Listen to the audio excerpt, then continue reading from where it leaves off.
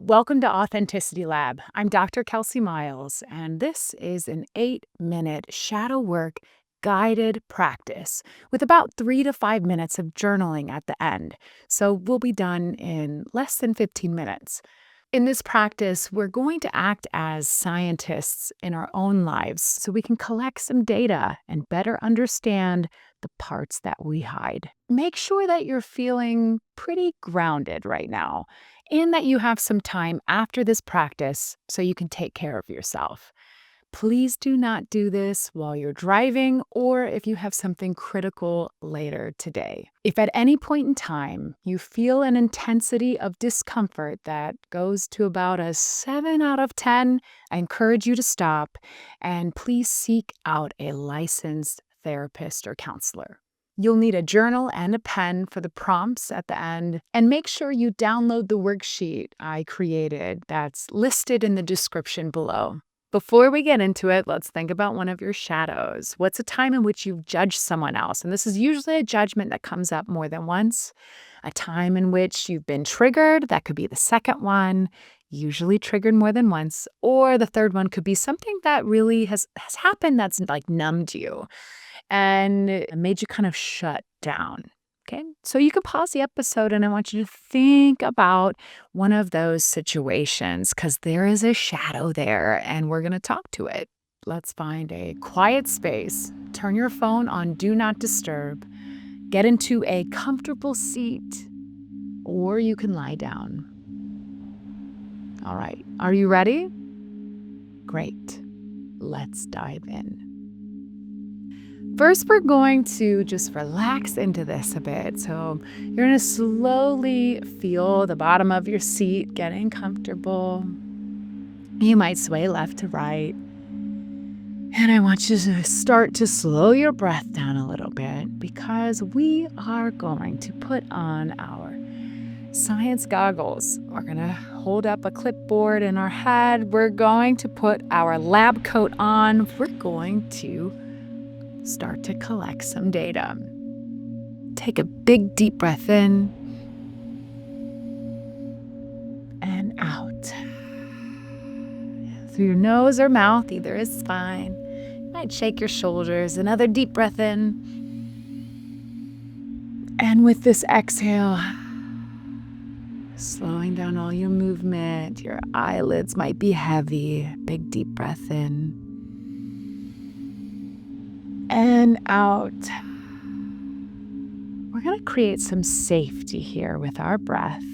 Breathe normally as I explain this. On our next big deep breath in that I'll invite you to do, you're going to hold at the very top. And then I'll ask you to take a second big deep breath in. The second one will be very short. This is called a double sigh or a double breath. So big deep breath in together. And one more. And out. Really expand your diaphragm, your stomach as you do this big deep breath in. And one more. And out. Nice and slow, nice and slow. One more just like that. Big deep breath in. And one more, and out. One more time like that, and we're going to hold at the very top. Big deep breath in. One more, hold, and release. Very good. Returning our breath to normal breathing. We're going to keep our eyelids closed. And I want you to imagine that trigger or that judgment or that time in which you felt numb. And I want you to notice where it lands in your body. For me, it's often a knot in my stomach, or it could feel like pressure on your shoulders. And we're slowly going to zoom out from this feeling. And what we're going to do, which might be helpful, is to think about putting on some lab goggles or a lab coat grab a clipboard and you're just going to zoom out away from that bodily sensation. Now I want you to imagine a younger version of yourself. It doesn't matter the age. Just picture them feeling that sensation, feeling the knot in the stomach or the pressure on the chest or the tension in the shoulders. And tell that younger version of you, I'd love to know what's going on. I'm here to listen. Would you be willing to share with me what's going on? I'd love to listen.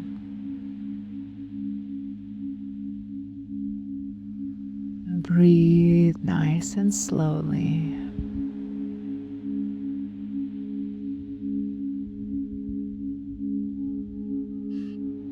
Don't force anything. Just invite it.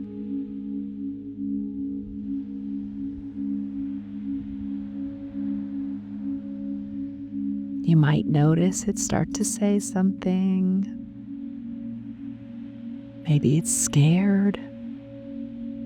They're scared for some reason. Maybe you can ask them another question. Maybe they're worried about something. Don't tell them not to be worried about it. You're just here to write down the information. Remember, you're a scientist. You're a helpful scientist. Let them say whatever they need to. We're not fixing it right now. What's coming up? What fears? Afraid to be seen? Afraid to fail? Afraid someone will say they're not good enough? Afraid that someone will find out they aren't good enough? Remember, we don't have to agree with what they're saying, but we just need to listen. Because those fears are real and very true to a part of yourself.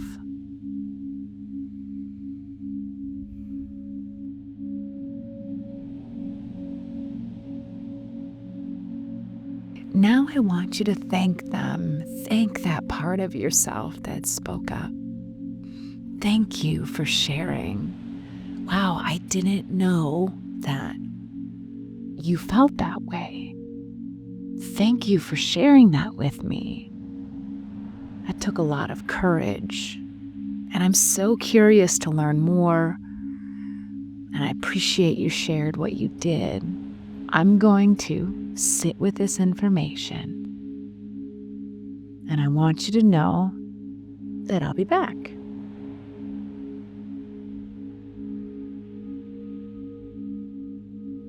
Now we're going to tell them, you are so brave to share that with me. I really appreciate it. And I want you to know that I'm right here and that I understand that you're afraid and I've got us. I've got us. You don't need to carry that fear around alone. Now I know too.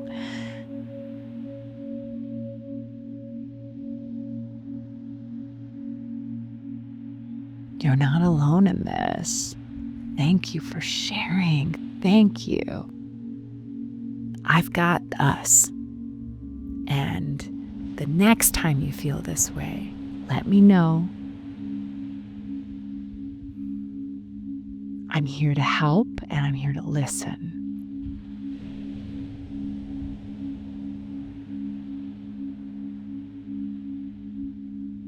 Invite that part of yourself now to go off and play, thanking it, sending it off with some love. Wave goodbye to it. I want you to finish writing down your notes and on your clipboard in your head. Maybe now you remove your goggles, you take your lab coat off. You did a great job writing down that information, collecting the data without judgment. And now I'd like for you to take a big deep breath in and out. Start to wiggle your fingers. Big deep breath in